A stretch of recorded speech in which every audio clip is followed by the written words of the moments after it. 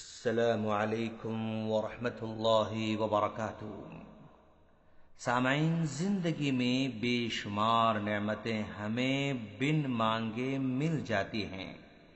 ہم ان کے لیے نہ سوچتے ہیں، نہ محنت کرتے ہیں، نہ پریشان ہوتے ہیں اور نہ ہی کوئی بھاگ دوڑ کرتے ہیں۔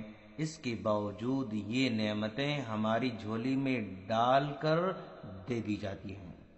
اس میں سر فہرست اللہ تبارک و تعالی کی جانب سے دی ہوئی نعمتیں ہیں۔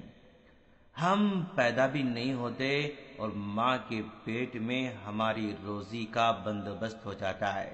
جب ہم اس دنیا میں آتے ہیں تو زمین کی آغوش ہمارے لیے ماں کا پیٹ بن جاتی ہے اور زندگی گزارنے کی تمام سہولیات بن مانگے مل جاتی ہیں۔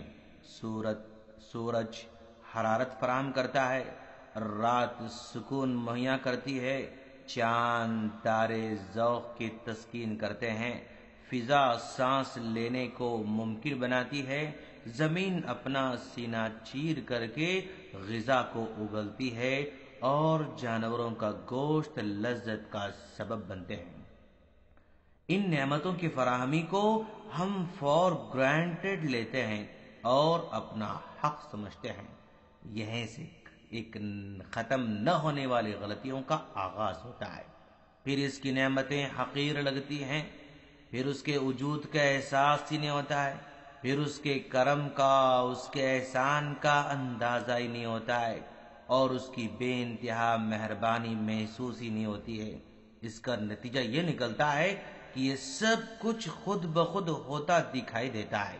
آسمان میں سورج کا طلوع ہونا، غروب ہونا، سبزے کا اگلنا، غلے کی پیداوار، زمین کی گردش، بارش کا برسنا، سب کچھ خود بخود ہوتا معلوم ہوتا ہے۔ دل کی دھڑکن، آنکھوں کی بصارت، زبان کا بات کرنا، کانوں کا سننا، دماغ کا سوچنا، سب ایک خودکار نظام کے تحت بندھے ہوئے لگتے ہیں۔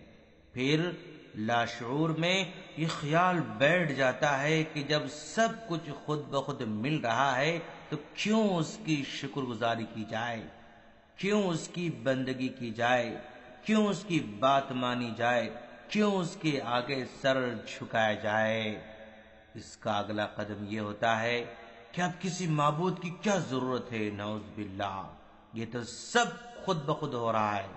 آج کی انسانیت اسی باطل وسوسے کی شکار نظر آ رہی ہے، اسی لیے اس کا دل اللہ کی نعمتوں پر شکر گزار نہیں ہوتا ہے، اسی لیے اذان سن کر بھی نماز کا من نہیں کرتا ہے، قرآن سن کر بھی دل نرم نہیں ہوتا ہے، جنت کے بارے میں کبھی دلی خواہش نہیں ہوتی ہے، اگر ہو بھی تو عمل کا من ہی نہیں کرتا ہے۔ رمضان آتا ہے جاتا ہے، جمعہ آتا ہے جاتا ہے، تبدیلی کا خیال تک نہیں آتا۔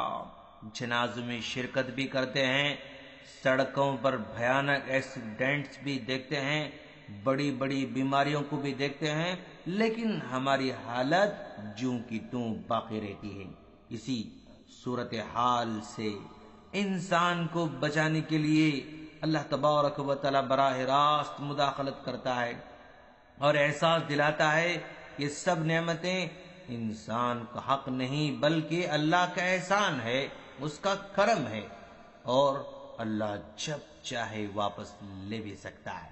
چنانچہ کبھی زمین کو ہلایا جاتا ہے، سمندری طوفان کو چلایا جاتا ہے، کبھی ہوائی طوفان بھیجتا ہے، کبھی آسمانی بجلیوں سے ڈراتا ہے، کبھی بارش کو طوفان میں بدل دیتا ہے۔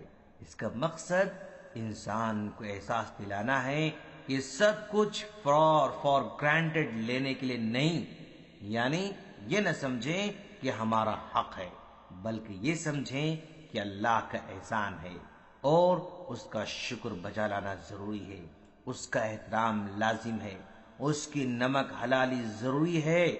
اللہ کی نعمتوں کو فار گرانٹیڈ نہ لیں دوستو، ورنہ ہم کو یہ تجربہ کروایا جا سکتا ہے کہ یہ فار گرانٹیڈ نہیں ہے، یعنی اللہ نعمتیں چھین سکتا ہے۔ ہم اللہ سے دعا کرتے ہیں کہ باری تعالیٰ تو جو نعمتیں ہمیں عطا کر رکھا ہے اس کو چھیننے سے محفوظ فرما، اس کو ہمیشہ آباد رکھنا اور زندگی میں صحیح راستے پر آنے کی توفیق عطا فرمانا۔ آمین۔ السلام علیکم ورحمۃ اللہ وبرکاتہ۔